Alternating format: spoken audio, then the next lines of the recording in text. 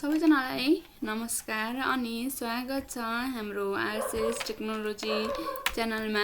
आज हामीले सिक्नेछौँ एक्सेलमा फोटोहरू कसरी इन्सर्ट गर्ने अनि दिस डिभाइसदेखि कसरी इन्सर्ट गर्ने, स्टक इमेज भनेको के हो, स्टक पिक्चर भनेको के हो, अनलाइन पिक्चर भनेको के हो, यसको बारेमा जानकारी लिएर आइसकेका छौँ। भिडियोलाई अन्तिमसम्म हेरेर साथ दिनुहोला। भिडियोलाई लाइक, कमेन्ट, सेयर र सब्सक्राइब गरिदिनु होला। भिडियो सुरु गरौँ है त।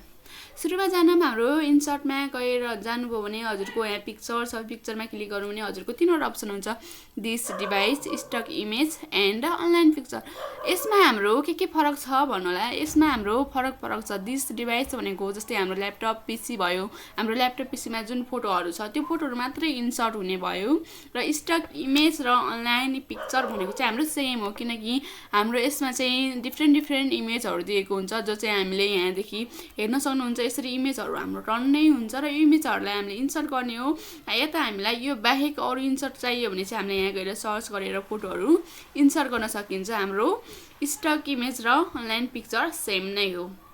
अब जानौँ दिस डिभाइसदेखि हामीले एउटा पिक्चर इन्सर्ट गरौँ।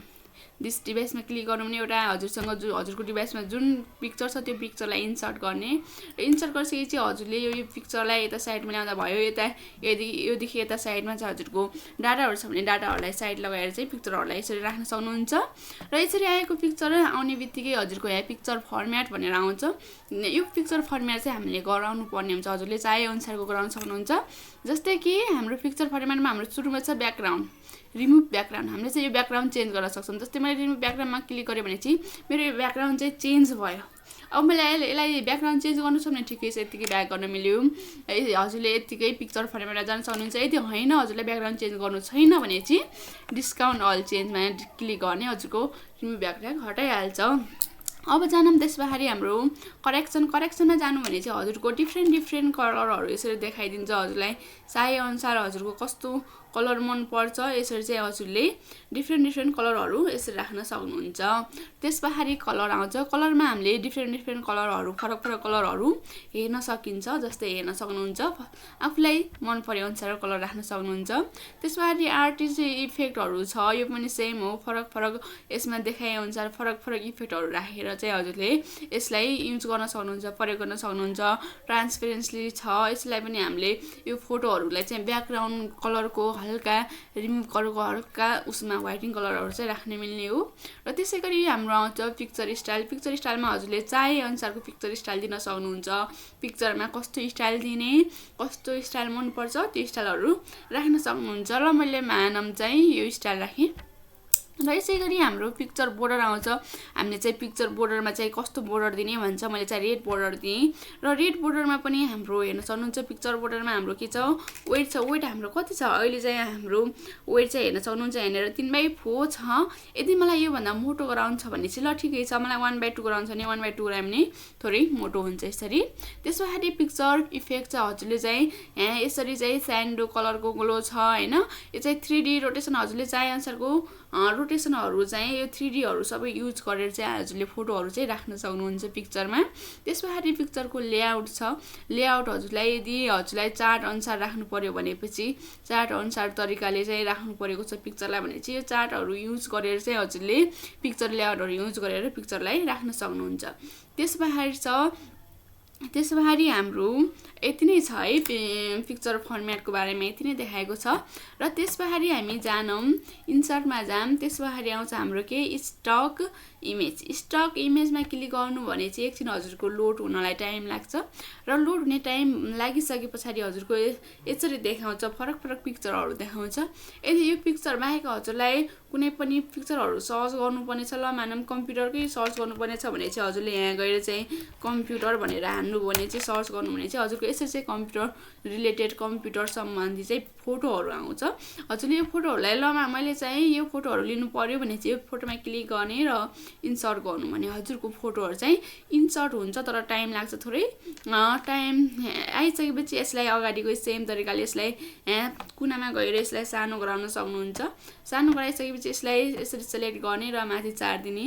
अब यसलाई हजुरले आफूले चाहे अनुसारको साइजमा चाहिँ राख्न सक्नुहुन्छ र यसै गरी रिमुभ ब्याकग्राउन्ड गर्नु छ, करेक्सन गर्नु छ, कलरिङ गर्नु छ, पिक्चर स्टाइलिङ गर्नु छ, हजुरले चाहे अनुसारको पिक्चर डिजाइन गर्न सक्नुहुन्छ यसमा चाहिँ।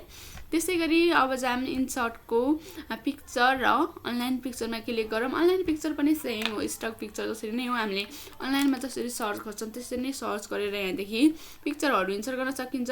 हेर्न सक्नुहुन्छ यहाँ एरोप्लेन छ, एनिमल छ, एप्पल छ। यहाँ चाहिँ हजुरको डिफ्रेन्ट फरक नामहरू दिएको हुन्छ। हजुरलाई कुन पिक्चर चाहिएको, कस्तो चाहिएको, फुलहरूको चाहिएको भने फ्लावर्समा क्लिक गर्न सक्नुहुन्छ।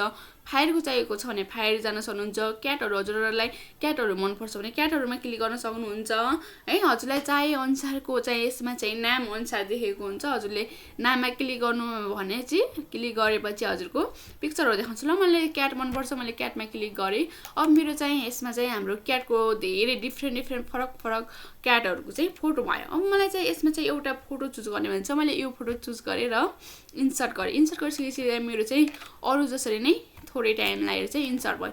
अब मैले चाहिँ यसलाई यसरी इन्सर्ट गर्न सक्छु। अब मैले मानौँ यो फोटो हेर्न सक्नुहुन्छ। यो फोटो चाहिँ मलाई यहाँनिर ल्याउनु पर्ने छ भने चाहिँ के गर्ने, यो फोटोमा क्लिक गर्ने र यहाँनिर हेर्न सक्नुहुन्छ बिगिनिङ फर वार्स भन्ने छ। यहाँ चाहिँ यहाँ गएर फोनमा क्लिक गर्नु भने चाहिँ यो यसमा आउँछ। अब हजुरले चाहिँ यसलाई यसरी यहाँनिर क्याट फोटो राखेर यसलाई यसरी यहाँनिर यसरी मिलाउन पनि सक्नुहुन्छ। अब यो फोटोलाई पनि अब यहाँनिर यो यहाँनिर ल्याउन चाहनुहुन्छ भने यो फोटोमा क्लिक गर्ने र यहाँ गएर के गरिदिने, फन्ट गरिदिने। फन्ट गरेपछि यो चाहिँ हजुरले सजिलै तरिकाले यसलाई सानो बनाउनु छ, सानो बनाएर करप गर्नु छ। करप यहाँनिर अप्सन छ, हजुरको करपमा क्लिक गर्नु भने चाहिँ करप हुन्छ।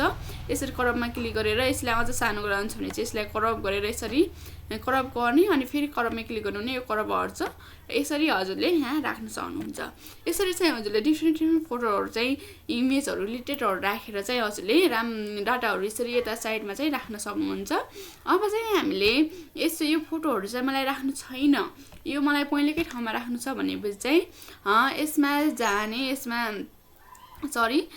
सेन्ड ब्याक विन्डमा जाने र सेन्ड ब्याक गरिदिने र यो चाहिँ मेरो पहिलेकै ठाउँमा रहने भयो। अब त्यसको लागि मैले यसलाई सार्नुपर्छ अनि बल्ल देखिन्छ। यसरी चाहिँ हजुरले एक्सेलमा फोटोहरू इमेजहरू यसरी इन्सर्ट गर्न सक्नुहुन्छ। हजुरलाई भिडियो कस्तो लाग्यो मन पर्यो लाइक कमेन्ट सेयर र सब्सक्राइब गरिदिनु होला। भिडियो अन्तिमसम्म हेर्नुमा सबैजना धेरै धेरै धन्यवाद। Thank you so much.